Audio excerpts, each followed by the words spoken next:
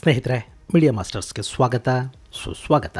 ಗೆಳೆಯರೆ, ಭಾರತ ಮತ್ತು ಪಾಕಿಸ್ತಾನದ ನಡುವಿನ ಸಂಘರ್ಷದ ತೀವ್ರತೆ ಕಡಿಮೆ ಆಗೋ ಲಕ್ಷಣಗಳು ಕಾಣ್ತಾ ಇಲ್ಲ.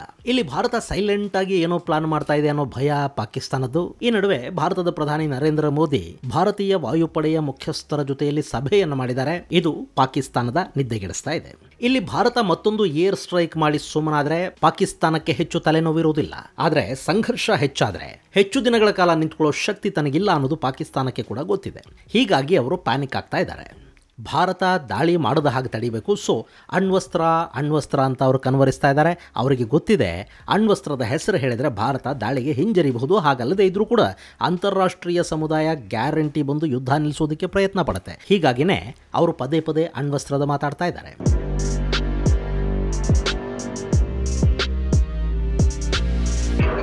ಇನ್ನು ಭಾರತ ಕೂಡ ಇದುವರೆಗೆ ಪಾಕಿಸ್ತಾನಕ್ಕೆ ಸರಿಯಾಗಿ ಪೆಟ್ಟನ್ನು ಕೊಟ್ಟಿಲ್ಲ. ಸೈನಿಕರು ಯುದ್ಧ ಗೆದ್ದು ಬಂದ್ರೆ ನಮ್ಮ ನಾಯಕರದನ್ನ ಟೇಬಲ್ಗಳ ಮೇಲೆ ಮಾತುಕತೆ ಸಂದರ್ಭದಲ್ಲಿ ಸೋತು ಬರ್ತಾ ಇದ್ದಾರೆ. ಇನ್ನು ಕಳೆದ ಬಾರಿಯ ಬಾಲಾಕೋಟ್ ಸಮಯದಲ್ಲಿ ನೋಡಿ, ಭಾರತ ಬಾಲಾಕೋಟ್ ಮೇಲೆ ದಾಳಿ ಮಾಡಿತು. ಪಾಕಿಸ್ತಾನ ಮರುದಿನ ಭಾರತದ ಮೇಲೆ ವಾಯು ದಾಳಿ ಮಾಡೋದಕ್ಕೆ ಪ್ರಯತ್ನ ಪಡ್ತು. ಅವರ F-16 ಹೋಯಿತು, ನಮ್ಮ ಮಿಗ್ ಹೋಯಿತು. ಅಭಿನಂದನ್ ಅನ್ನೋ ಪೈಲಟಲ್ಲಿ ಬಂಧನಕ್ಕೀಡಾದ. ಆತನನ್ನು ಬಿಡಿಸಿ ತರೋದಕ್ಕೆ ಭಾರತ ತನ್ನ ರಾಜತಾಂತ್ರಿಕ ಶಕ್ತಿಯನ್ನು ಬಳಕೆ ಮಾಡ್ತು. ಕಡೆಗೆ ಭಾರತದ ಮಿಸೈಲುಗಳು ಪಾಕಿಸ್ತಾನದ ಕಡೆಗೆ ನುಗ್ಗೋದಕ್ಕೆ ತಯಾರಾಗಿವೆ ಅನ್ನೋದು ಗೊತ್ತಾದ ಮೇಲೆ ಪಾಕಿಸ್ತಾನ ಅಭಿನಂದನ್ ಅನ್ನೋ ಪೈಲಟನ್ನು ಬಿಡುಗಡೆ ಮಾಡ್ತು. ಅಲ್ಲಿಗೆ ಪುಲ್ವಾಮಾ ದಾಳಿಯ ಪ್ರತೀಕಾರ ನಿಂತೋಯ್ತು. ನಮ್ಮ 40 ಮಂದಿ CRPF ಯೋಧರ ಪ್ರಾಣಕ್ಕೆ ಬರೀ ಒಂದು ಏರ್ ಸ್ಟ್ರೈಕ್ ಅಷ್ಟು ಸಾಕಾಗಿತ್ತಾ? ಇನ್ನು ಅಭಿನಂದನ್ ಅನ್ನೋ ಒಬ್ಬ ಪೈಲಟ್ ಬಿಡುಗಡೆಯಾಗಿ ಬಂದ ಕೂಡಲೇ ನಾವಿನ್ನು ಪಾಕಿಸ್ತಾನದ ಮೇಲೆ ದಾಳಿ ಮಾಡೋದು ಬೇಡ ಅಂತ ನಿರ್ಧಾರ ಮಾಡಬೇಕಿತ್ತಾ? ಪಾಕಿಸ್ತಾನದ ಮೇಲೆ ಏರ್ ಸ್ಟ್ರೈಕ್ ಮಾಡಿಬಿಟ್ವಿ ಅಂತ ನಾವು ಖುಷಿ ಪಟ್ಕೊಂಡ್ವಿ. ಅದಕ್ಕೆ ನಾವು ಪ್ರತೀಕಾರ ಹೇಳಿ ಭಾರತದ ಮೇಲೆ ವೈಮಾನಿಕ ದಾಳಿಯನ್ನು ಮಾಡಿ ಬಂದ್ವಿ ಅಂತ ಅವರು ಖುಷಿ ಪಟ್ಕೊಂಡ್ರು. ಅಷ್ಟು ಬಿಟ್ರೆ ಅವತ್ತು ಭಾರತ ದೊಡ್ಡದಾಗಿ ಸಾಧಿಸಿದ್ದೇನಾದರೂ ಇತ್ತಾ? ಅಥವಾ ಪಾಕಿಸ್ತಾನಕ್ಕೆ ಅವತ್ತು ಭಾರತ ಕಲಿಸಿದ ಪಾಠ ಏನು ಹಾಗಾದ್ರೆ? ಗೆಳೆಯರೆ, ಪಾಕಿಸ್ತಾನ ಅನ್ನೋದೊಂದು ರೋಗ ಕಂಟ್ರಿ. ಅವರಿಗೆ ಸಾಮಾನ್ಯ ಭಾಷೆಯಲ್ಲಿ ಹೇಳಿದರೆ ಯಾವುದೂ ಅರ್ಥವಾಗೋದಿಲ್ಲ. ಅವರಿಗೆ ಯಾವ ಭಾಷೆ ಅರ್ಥವಾಗುತ್ತೋ ಅದೇ ಭಾಷೆಯಲ್ಲಿ ಉತ್ತರ ಕೊಡಬೇಕು. ಇನ್ನೀಗ ಬಾಂಗ್ಲಾದ ಜೊತೆಗೆ ನೋಡಿ ಭಾರತ ಹೇಗೆ ವರ್ತಿಸ್ತಾ ಇದೆ. ಅವರಲ್ಲಿ ಹಿಂದೂಗಳ ಮಾರಣ ಹೋಮ ಮಾಡ್ತಾರೆ. ಭಾರತ ವಿರೋಧಿ ಉಗ್ರರನ್ನ ಜೈಲುಗಳಿಂದ ಬಿಡುಗಡೆ ಮಾಡ್ತಾ ಇದ್ದಾರೆ. ಬಾಂಗ್ಲಾದೇಶದ ಸ್ಲೀಪರ್ ಸೆಲ್ಲುಗಳು ಭಾರತದ ಗಡಿ ರಾಜ್ಯಗಳಲ್ಲಿ ತಮ್ಮ ನೆಟ್ವರ್ಕನ್ನು ಮಾಡ್ಕೊಳ್ತಾ ಇವೆ. ಭಾರತ ಪಾಕಿಸ್ತಾನದ ಮೇಲೆ ದಾಳಿ ಮಾಡಿದರೆ ನಾವು ಈಶಾನ್ಯ ದೇಶಗಳನ್ನು ಆಕ್ರಮಿಸ್ಕೋಬೇಕು ಅಂತ ಅಲ್ಲಿನ ಮುಖ್ಯ ಸಲಹೆಗಾರ ಹೇಳ್ತಾನೆ. ಮುಖ್ಯ ಸಲಹೆಗಾರ ಚೈನಾದಲ್ಲಿ ನಿಂತು ಭಾರತದ ವಿರುದ್ಧ ಮಾತಾಡ್ತಾನೆ. ಆದರೆ ಭಾರತ ಬಾಂಗ್ಲಾಗೆ ಕರೆಂಟ್ ಕೊಡುತ್ತೆ, ನೀರು ಕೊಡುತ್ತೆ, ಅಕ್ಕಿ ಕಳಿಸ್ಕೊಡುತ್ತೆ. ಬೇರೆ ದೇಶಗಳಿಂದ ಬಾಂಗ್ಲಾ ಕರೆಂಟ್ ಖರೀದಿ ಮಾಡಿದರೆ ಅದಕ್ಕೆ ಭಾರತ ಗ್ರಿಡ್ಗಳನ್ನು ಒದಗಿಸ್ಕೊಡುತ್ತೆ. ಈಗಲೂ ಭಾಯಿಚಾರ ನಿಭಾಯಿಸೋದಕ್ಕೆ ಭಾರತ ಹೋಗ್ತಾ ಇದೆ. ಯಾವ ಪುರುಷಾರ್ಥಕ್ಕೆ ಮಾಡ್ತಾರ್ರಿ ಇದನ್ನೆಲ್ಲ? ವಿಶ್ವಮಾನವ ಅನ್ನಿಸ್ಕೊಳ್ಳೋ ಆಸೆ ಇವ್ರಿಗೂ ಶುರುವಾಗಿ ಹೋಯ್ತಾ? ಯಾವಾಗ ಬೊಗಳದಾಗೆಲ್ಲ ಬಿಸ್ಕತ್ತು ಸಿಗುತ್ತೆ ಅನ್ನೋದು ಗೊತ್ತಾಗುತ್ತೋ, ನಾಯಿ ಬೊಗಳೋದನ್ನ ನಿಲ್ಲಿಸಿ ಕಚ್ಚೋದಕ್ಕೂ ಶುರು ಮಾಡುತ್ತೆ. ಈ ವಿಷಯದಲ್ಲಿ ಭಾರತ ಇನ್ನಾದರೂ ಬದಲಾಗಬೇಕಿದೆ. ಇನ್ನು ಈಗ ನೋಡಿ, ಅಣ್ವಸ್ತ್ರ ಅಂತ ಹೇಳ್ತಾ ಇದೆ ಪಾಕಿಸ್ತಾನ. ಭಾರತದ ವಿರುದ್ಧ ಅಣ್ವಸ್ತ್ರ ಬಳಸಿ ಅವರು ಉಳಿಯೋದಕ್ಕೆ ಸಾಧ್ಯ ಆಗುತ್ತಾ? ಜೈಲಲ್ಲಿರುವ ಇಮ್ರಾನ್ ಖಾನ್ನಿಂದ ಹಿಡಿದು ಅಲ್ಲಿನ ಚಪ್ರಾಸಿ ಅಂತ ರಕ್ಷಣಾ ಸಚಿವ ಖ್ವಾಜಾ ಅವರೆಗೆ ಪ್ರತಿಯೊಬ್ಬರು ಅಣ್ವಸ್ತ್ರದ ಬಗ್ಗೆನೇ ಮಾತಾಡ್ತಾ ಇದ್ದಾರೆ. ಇನ್ನು ಅಲ್ಲಿನ ISPR ಹೇಗಿದೆ ಅಂದ್ರೆ, ಮೊನ್ನೆ ಅವರು ತಮ್ಮ ಸೇನಾ ಶಕ್ತಿಯನ್ನು ತೋರಿಸೋದಕ್ಕೆ, ಅಲ್ಲಿನ ಜನರಲ್ಲಿ ದೇಶಭಕ್ತಿಯನ್ನು ಉಕ್ಕಿಸೋದಕ್ಕೆ ಒಂದು ರೀಲ್ ಅನ್ನ ಸಿದ್ಧ ಮಾಡಿದ್ದಾರೆ. ಅದರಲ್ಲೊಂದಷ್ಟು ಆಯುಧಗಳು, ಮಿಸೈಲುಗಳು, ರಾಕೆಟ್ಗಳನ್ನು ತೋರಿಸಿದ್ದಾರೆ. ಅವೆಲ್ಲ ಕೂಡ ಪಾಕಿಸ್ತಾನದ ಬಳಿ ಇರುವ ಆಯುಧಗಳು ಅಂತ ತೋರಿಸಲಾಗಿದೆ. ಆ ವಿಡಿಯೋದಲ್ಲಿ ಭಾರತ ಬ್ರಹ್ಮೋಸ್ ಮಿಸೈಲ್ ಅನ್ನ ಟೆಸ್ಟ್ ಮಾಡ್ತಾ ಇರೋ ವಿಡಿಯೋ ಕೂಡ ಇದೆ. ರಷ್ಯಾದ S-400 ಇದೆ. SpaceX ನ ರಾಕೆಟ್ ಗಳನ್ನ ತೋರಿಸಿದ್ದಾರೆ. ಕಡೆಗೆ ಈ ವಿಡಿಯೋ ಗೇಮುಗಳಲ್ಲಿ ಒಂದಷ್ಟು ಯುದ್ಧಗಳ ಗ್ರಾಫಿಕ್ಸ್ ತರದ್ದು ಮಾಡಿರ್ತಾರೆ ನೋಡಿ, ಅದನ್ನು ಕೂಡ ತಮ್ಮ ಸೇನಾ ವಿಡಿಯೋದಲ್ಲಿ ಬಳಸಿ ಇದೆಲ್ಲ ಪಾಕಿಸ್ತಾನದ ಶಕ್ತಿ ಅಂತ ತೋರಿಸ್ಕೊಳ್ತಾ ಇದ್ದಾರೆ. ಅಂಥ ಬಡ್ಡಿ ಮಕ್ಕಳು ನಮ್ಮ ಹತ್ರ ಅಣ್ವಸ್ತ್ರ ಇದೆ ಅಂತ ಹೇಳಿದ್ರೆ ಅದಕ್ಕೆ ಭಾರತ ಹೆದರ್ಬೇಕಾ? ಹಾಗಾದ್ರೆ ಗೆಳೆಯರೆ, ಪಾಕಿಸ್ತಾನದ ಬಳಿ ಇರುವ ಅಣ್ವಸ್ತ್ರದ ತಾಕತ್ತಾದ್ರೂ ಎಂಥದ್ದು? ಭಾರತದ ಬಳಿಯ ಅಣ್ವಸ್ತ್ರಗಳ ಶಕ್ತಿ ಎಂಥದ್ದು? ಭಾರತದ ಬತ್ತಳಿಕೆಯಲ್ಲಿರುವ ಬ್ರಹ್ಮಾಸ್ತ್ರ ಆದರೂ ಯಾವುದು ಅನ್ನೋದ್ರ ಬಗ್ಗೆ ಒಂದಷ್ಟು ಮಾಹಿತಿಯನ್ನು ನಾವಿಲ್ಲಿ ನೋಡೋಣ.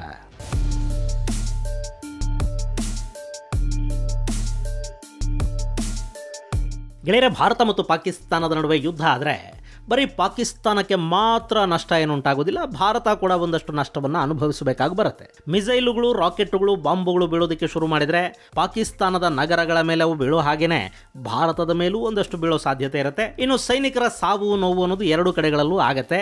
ಈಗ ಇಸ್ರೇಲ್ ಹಮಾಸ್ ನಡುವಿನ ಸಂಘರ್ಷದಲ್ಲಿ ಇಸ್ರೇಲ್ಗಾದ ನಷ್ಟ ಚಿಕ್ಕದೇನಲ್ಲ, ಆದರೆ ಗಾಜಾ ಪುಡಿಯಾಗಿ ಹೋಯಿತು. ಇನ್ನು ರಷ್ಯಾ ಯುಕ್ರೇನ್ ಕದನದಲ್ಲಿ ರಷ್ಯಾದ ಮೇಲೆ ಕೂಡ ಒಂದಷ್ಟು ದಾಳಿಗಳಾದವು.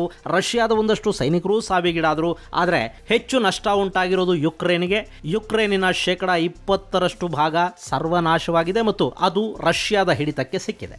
ಇಲ್ಲಿ ಬಲಿಷ್ಠನಿಗೆ ಸ್ವಲ್ಪ ಕಡಿಮೆ ನಷ್ಟ ಉಂಟಾಗಬಹುದು ಅಥವಾ ಅದನ್ನು ತಡ್ಕೊಳ್ಳೋ ಶಕ್ತಿ ಅವನಿಗೆ ಹೆಚ್ಚಿರುತ್ತೆ, ಆದರೆ ಒಂದಷ್ಟು ನಷ್ಟಕ್ಕೆ ಅವನು ಕೂಡ ಸಿದ್ಧ ಆಗಬೇಕಾಗತ್ತೆ. ಹಾಗೆ ಇಲ್ಲಿ ಕೂಡ ಯುದ್ಧ ಆದರೆ ಭಾರತಕ್ಕೂ ಒಂದಷ್ಟು ನಷ್ಟ ಆಗತ್ತೆ, ಆದರೆ ಪಾಕಿಸ್ತಾನ ಅನ್ನೋದಿದೆಯಲ್ಲ ಅದು ಧೂಳಿಪಟ ಆಗುತ್ತೆ. ಇಲ್ಲಿ ರಾಷ್ಟ್ರೀಯ ಭದ್ರತೆಯ ವಿಷಯದಲ್ಲಿ ರಾಜಿ ಮಾಡ್ಕೋಬೇಕಾದ ಅಗತ್ಯ ಭಾರತಕ್ಕೆ ಖಂಡಿತ ಇಲ್ಲ.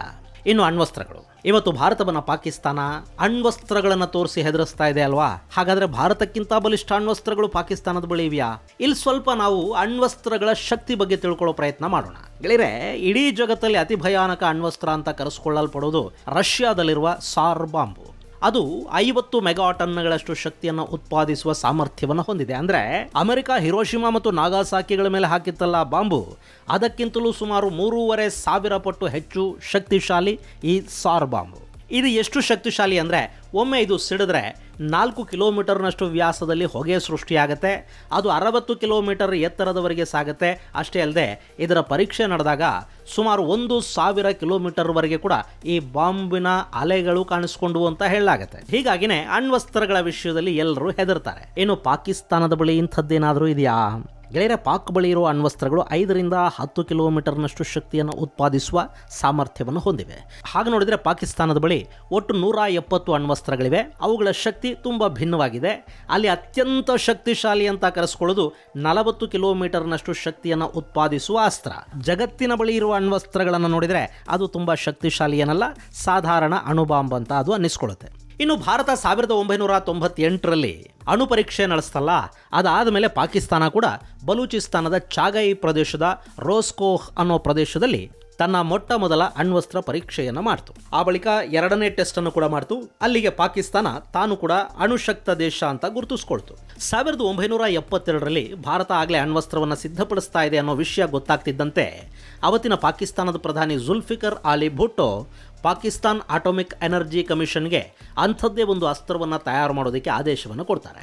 1974ರಲ್ಲಿ ಕಹೂಟಾ ಪ್ರಾಜೆಕ್ಟ್ ಅನ್ನು ಪಾಕಿಸ್ತಾನ ಶುರು ಮಾಡುತ್ತೆ. ಈ ವಿಷಯ ಭಾರತಕ್ಕೂ ಗೊತ್ತಾಗುತ್ತೆ. ಅತ್ಯಂತ ಸಾಹಸದಿಂದ ಭಾರತದ ರಾ ಏಜೆಂಟರು ಪಾಕಿಸ್ತಾನದ ಅಣುಸ್ಥಾವರಗಳ ವಿವರಗಳನ್ನು ಕೂಡ ತಗೊಂಡು ಬಂದು ಕೊಡ್ತಾರೆ. ಆದರೆ ಆ ಸಂದರ್ಭದಲ್ಲಿ ಭಾರತ ಸಮಾಜವಾದಿಗಳ ಕೈಯಲ್ಲಿತ್ತು. ಅವರಿಗೆ ನ್ಯೂಕ್ಲಿಯರ್, ಪಾಕಿಸ್ತಾನ, ತಂತ್ರಗಾರಿಕೆ, ದೇಶದ ಭದ್ರತೆ ಇದ್ಯಾವುದೂ ಅರ್ಥ ಕೂಡ ಆಗಲಿಲ್ಲ. ಇನ್ನು ಭಾರತ ತನ್ನ ಶತ್ರುಗಳ ವಿಷಯದಲ್ಲಿ ಯಾವತ್ತೂ ಕೂಡ ಇಸ್ರೇಲ್ ಥರ ಕೆಲಸ ಮಾಡೇ ಇಲ್ವಲ್ಲ. ಹೀಗಾಗಿ ಅವರ ಅಣ್ವಸ್ತ್ರ ಕಾರ್ಯಕ್ರಮ ಹಾಗೆ ಮುಂದುವರಿತಾ ಹೋಯಿತು. 1998ರಲ್ಲಿ ಭಾರತದಲ್ಲಿ ಬುದ್ಧ ನಕ್ಕ, ಪಾಕಿಸ್ತಾನದಲ್ಲಿ ಕೂಡ ಅಣ್ವಸ್ತ್ರ ತಯಾರು ಮಾಡಿಕೊಳ್ಳೋ ಸಾಕಷ್ಟು ಪ್ರಯತ್ನಗಳು ನಡೀತಲೇ ಹೋಗ್ತಾ ಇದ್ವು. ಕಡೆಗೆ ಚೈನಾ ಅವರಿಗೆ ವಾರ್ ಹೆಡ್ ಡಿಸೈನ್ಗಳನ್ನು ಕೊಡ್ತು. ಎನ್ರಿಚ್ಮೆಂಟ್ ಟೆಕ್ನಾಲಜಿಯನ್ನು ಕೂಡ ಚೈನಾನೇ ಕೊಡ್ತು. ಜೊತೆಗೆ ಸೆಂಟ್ರಿಫ್ಯೂಸ್ ಟೆಕ್ನಾಲಜಿಯನ್ನು ಯುರೋಪ್ನಿಂದ ಕದಿಯಲಾಯಿತು. ಹೇಗೋ ಬೆಗ್ ಬಾರೋ ಸ್ಟೀಲ್ ಅಂತೂ ಅಬ್ದುಲ್ ಖಾದಿರ್ ಖಾನ್ ಅನ್ನೋ ವಿಜ್ಞಾನಿ ಪಾಕಿಸ್ತಾನಕ್ಕೆ ಅಣ್ವಸ್ತ್ರಗಳನ್ನು ಸಿದ್ಧ ಮಾಡಿಕೊಟ್ಟ. ಆದರೆ ಅವನೇ ಇರಾನ್, ಲಿಬಿಯಾ ಹಾಗೂ ಉತ್ತರ ಕೊರಿಯಾಗಳಿಗೆ ಆ ಟೆಕ್ನಾಲಜಿಯನ್ನು ಮಾರಿಕೊಂಡು ಬಿಟ್ಟ ಅನ್ನೋ ಆರೋಪಗಳು ಕೂಡ ಕೇಳಿಬಂತು. ಇದೆಲ್ಲದರ ನಡುವೆ 1998ರ ಮೇ 28ನೇ ತಾರೀಕು ಬಲೂಚಿಸ್ತಾನದಲ್ಲಿ ಪಾಕಿಸ್ತಾನ ಈ ಬಾಂಬುಗಳ ಪರೀಕ್ಷೆಯನ್ನು ಮಾಡುತ್ತೆ. ಮೇ 30ನೇ ತಾರೀಕು ಮತ್ತೊಂದು ಪರೀಕ್ಷೆ ಆಯಿತು. ತಾನೂ ಅಣ್ವಸ್ತ್ರ ಶಕ್ತ ಅಂತ ಪಾಕಿಸ್ತಾನ ಹೇಳ್ಕೊಳ್ತು. ಆದರೆ ಅಷ್ಟರಲ್ಲಾಗಲೇ ಭಾರತದ ಬತ್ತಳಿಕೆಯಲ್ಲಿ ಅಣ್ವಸ್ತ್ರಗಳು ಸೇರ್ಪಡೆ ಆಗಿದ್ವು.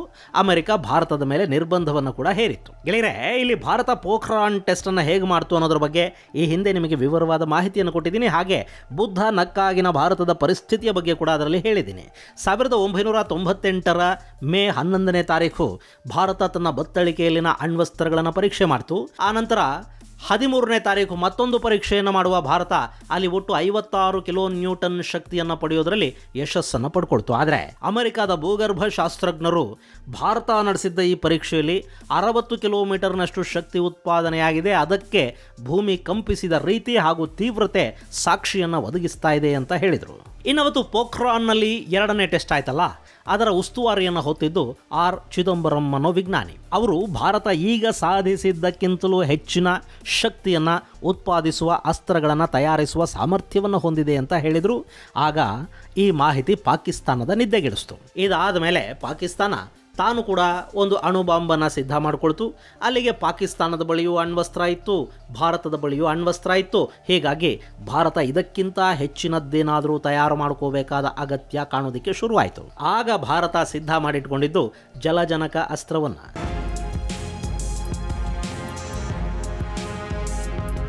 ಗೆಳೆಯರೆ, ಸಾಮಾನ್ಯ ಅಣ್ವಸ್ತ್ರಗಳಿಗಿಂತ ಹೈಡ್ರೋಜನ್ ಬಾಂಬುಗಳು ಹೆಚ್ಚು ಶಕ್ತಿಶಾಲಿಯಾಗಿರುತ್ತವೆ. ಅಷ್ಟೇ ಅಲ್ಲದೆ ಈ ಹೈಡ್ರೋಜನ್ ಬಾಂಬುಗಳನ್ನು ತಯಾರು ಮಾಡೋದು ಕೂಡ ತುಂಬಾನೇ ಕಷ್ಟದ ಕೆಲಸ.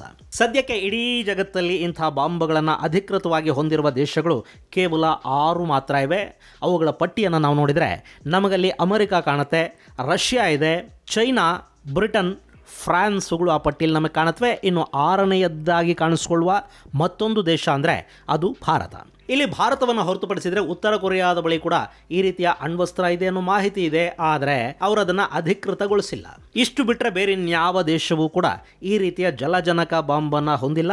ಇನ್ನು ಈ ಟೆಕ್ನಾಲಜಿಯಲ್ಲಿ ಬೇರೆ ಬೇರೆ ಹಂತಗಳಲ್ಲಿ ಬಾಂಬನ್ನು ತಯಾರು ಮಾಡ್ತಾರೆ. ಮೊದಲ ಆ ಹಂತ ಸ್ಫೋಟ ಆಗುತ್ತೆ, ಅದಾದ ನಂತರದಲ್ಲಿ ಪ್ಲುಟೋನಿಯಂ ಅಥವಾ ಯುರೇನಿಯಂ ಸ್ಫೋಟ ಆಗುತ್ತೆ. ಹೀಗಾಗಿ ಆ ಬಾಂಬ್ ತುಂಬಾನೇ ಶಕ್ತಿಯನ್ನು ಹೊರಹಾಕತ್ತೆ. ಇನ್ನು ಈ ಅಸ್ತ್ರದ ಶಕ್ತಿ ಎಷ್ಟು ಅನ್ನೋದನ್ನು ನಾವು ನೋಡಿದರೆ ಇದು ಸಾಮಾನ್ಯ ಅಣ್ವಸ್ತ್ರಗಳಿಗಿಂತಲೂ 1000 ಪಟ್ಟು ಅಧಿಕ ಶಕ್ತಿಯನ್ನು ಬಿಡುಗಡೆ ಮಾಡುತ್ತೆ. ಒಂದು ವೇಳೆ ಭಾರತ ಏನಾದರೂ ಈ ಅಸ್ತ್ರವನ್ನು ಬಳಸಿದ್ದೇ ಆದರೆ ಇಸ್ಲಾಮಾಬಾದ್ ಹಾಗೂ ಲಾಹೋರ್ಗಳು ಸಂಪೂರ್ಣವಾಗಿ ನಿರ್ನಾಮ ಆಗತ್ವೆ. ಇನ್ನು ಈ ಬಾಂಬ್ಗಳನ್ನು ಹೈಡ್ರೋಜನ್ ಬಾಂಬ್ ಅನ್ನೋದಕ್ಕಿಂತ ಥರ್ಮೋನ್ಯೂಕ್ಲಿಯರ್ ಅಸ್ತ್ರಗಳು ಅಂತ ಕರೀತಾರೆ. ಇದರಲ್ಲಿ ಅತಿ ಹೆಚ್ಚು ಶಕ್ತಿಶಾಲಿ ಅಸ್ತ್ರವನ್ನು ಪರೀಕ್ಷೆ ಮಾಡಿರುವುದು ಅಮೆರಿಕ. ಅದು 15 ಟನ್ನಷ್ಟು ಶಕ್ತಿಶಾಲಿ ಥರ್ಮೋನ್ಯೂಕ್ಲಿಯರ್ ಅಸ್ತ್ರವನ್ನು ಪರೀಕ್ಷೆ ಮಾಡಿತ್ತು. ಅಲ್ಲಿ ಬಿಡುಗಡೆಯಾದ ಶಕ್ತಿ ಹಿರೋಶಿಮಾ ಮೇಲೆ ಬಿದ್ದ ಬಾಂಬ್ಗಿಂತ 1000 ಪಟ್ಟು ಹೆಚ್ಚಾಗಿತ್ತು ಅನ್ನೋ ವರದಿಗಳಿವೆ. ಕೇವಲ 15 ಕಿಲೋ ನ್ಯೂಟನ್ ಇಷ್ಟೊಂದು ಎಫೆಕ್ಟಿವ್ ಆಗಿದ್ರೆ ಇನ್ನೂ ಹೆಚ್ಚು ಶಕ್ತಿಯನ್ನು ಇವುಗಳಿಗೆ ತುಂಬಿದರೆ ಗತಿ ಏನಾಗಬಹುದು ಅಲ್ವಾ? ಹೀಗಾಗಿನೇ ಜಗತ್ತಲ್ಲಿರೋ ಸಮೂಹ ನಾಶಕ ಅಸ್ತ್ರಗಳಲ್ಲಿ ಈ ಜಲಜನಕ ಬಾಂಬುಗಳು ಅತ್ಯಂತ ಪ್ರಮುಖ ಅನ್ನಿಸ್ಕೊಳ್ಳುತ್ತವೆ. ಸದ್ಯಕ್ಕೆ ಭಾರತದ ಬಳಿಯಲ್ಲಿ ಇಂಥ ಆಯುಧ ಇದೆ ಅನ್ನೋದು ಇಡೀ ಜಗತ್ತಿಗೆ ಗೊತ್ತಿದೆ. ಅಷ್ಟೇ ಅಲ್ಲ, ಪಾಕಿಸ್ತಾನಕ್ಕೆ ಕೂಡ ಈ ಬಗ್ಗೆ ಮಾಹಿತಿ ಇದೆ.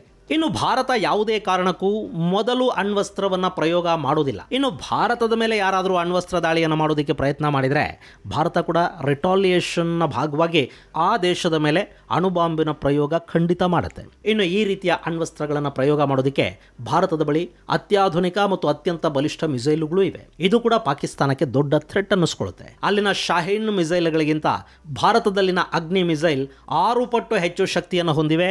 ಇಷ್ಟಾದರೂ ಭಾರತ ಯಾವತ್ತೂ ಕೂಡ ನಮ್ಮ ಹತ್ರ ಅಣ್ವಸ್ತ್ರ ಇದೆ, ನಮ್ಮ ಹತ್ರ ಹೈಡ್ರೋಜನ್ ಬಾಂಬ್ ಇದೆ, ನಮ್ಮ ಹತ್ರ ಅಗ್ನಿ ಇದೆ, ನಮ್ಮ ಹತ್ರ ಅದಿದೆ ಇದಿದೆ ಅಂತ ಪಾಕಿಸ್ತಾನಕ್ಕೆ ಹೇಳೋದಕ್ಕೇನು ಹೋಗಿಲ್ಲ.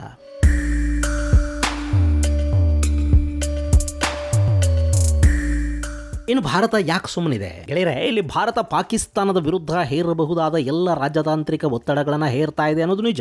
ಅವರ ಜೊತೆಗಿನ ವ್ಯಾಪಾರ ವಹಿವಾಟುಗಳನ್ನು ರದ್ದು ಮಾಡಿಕೊಂಡಿದೆ. ಅಲ್ಲಿಂದ ಏನು ಆಮದೇ ಆಗದ ಹಾಗೆ ನಿರ್ಬಂಧವನ್ನು ಹೇರಿದೆ. ಅವರ ಹಡಗುಗಳಿಗೆ ಭಾರತಕ್ಕೆ ಬರೋದಕ್ಕೆ, ಭಾರತದ ಕಡಲ ತೀರವನ್ನು ಬಳಸ್ಕೊಳ್ಳೋದಕ್ಕೆ ಅನುಮತಿಯನ್ನು ನಿರಾಕರಿಸಲಾಗಿದೆ. ಸಿಂಧೂ ನದಿ ನೀರಿನ ಒಪ್ಪಂದವನ್ನು ಅಮಾನತಿನಲ್ಲಿಟ್ಟಿದೆ. ಇದೆಲ್ಲ ಸರಿ, ಆದರೆ ಕೈನೆಟಿಕ್ ಆಕ್ಷನ್ ಅಂದರೆ ಪಾಕಿಸ್ತಾನದ ಮೇಲೆ ನೇರವಾಗಿ ಆಯುಧಗಳ ಮೂಲಕ ದಾಳಿ ಮಾಡೋದಕ್ಕೆ ಭಾರತ ಇನ್ನೂ ಒಂದಷ್ಟು ಕಾಲ ಅವಕಾಶವನ್ನು ತಗೊಳ್ತಾ ಇದೆ. ಈ ಬಾರಿ ಪೂರ್ಣ ಯುದ್ಧವನ್ನು ಮಾಡಬೇಕಾ ಅಥವಾ ಹಫೀಜ್ ಸಯೀದ್, ಅಜರ್ ಮಸೂದ್ ಮುಂತಾದವರನ್ನು ಟಾರ್ಗೆಟ್ ಮಾಡಿಕೊಂಡು ಸರ್ಜಿಕಲ್ ಸ್ಟ್ರೈಕ್ ಮಾಡಿ ಅವರನ್ನು ಮುಗಿಸಿ ಬಿಡಬೇಕಾ ಅನ್ನೋದನ್ನು ಭಾರತ ಇನ್ನೂ ನಿರ್ಧಾರ ಮಾಡಿಲ್ಲ.